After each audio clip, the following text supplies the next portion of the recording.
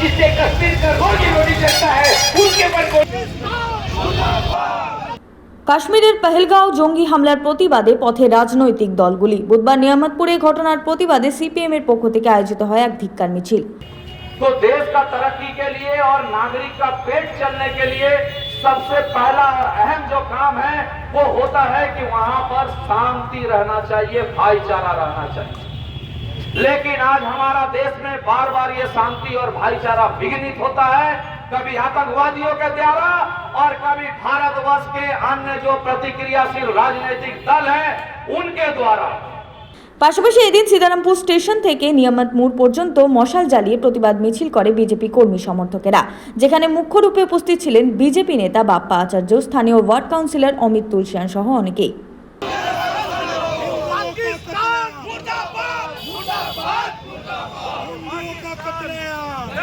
অন্যদিকে কাশ্মীরের মাটিতে সন্ত্রাসবাদ হামলার প্রতিবাদে বার্নপুর নাগরিক সমাজের একটি মোমবাতি মিছিল আয়োজিত হয়। এই মিছিলে উপস্থিত ছিলেন তৃণমূল নেতা অশোক রুদ্র।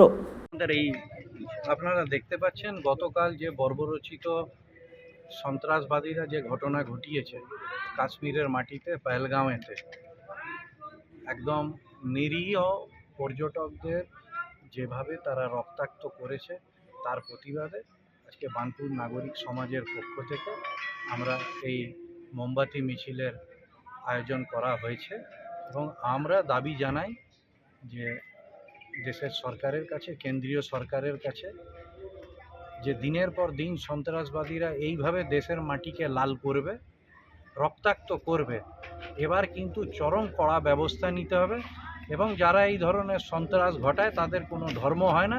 সন্ত্রাসবাদীদের তাদের বাড়িতে ঢুকে এই নৃশংস হত্যাকাণ্ডের যোগ্য জবাব দিতে হবে।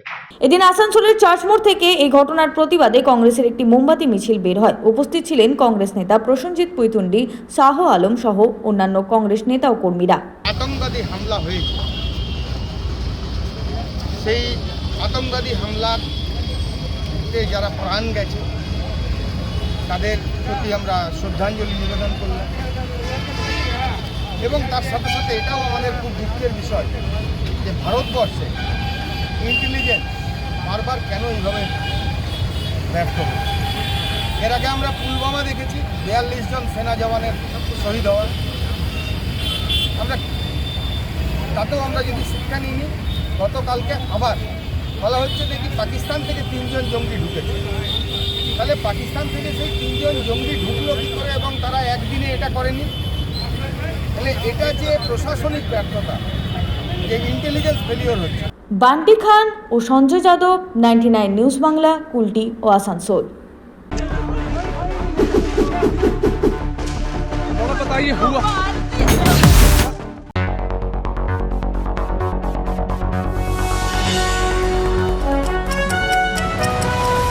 আপনারা দেখছেন 99 নিউজ বাংলা। বদলাবো আমরা।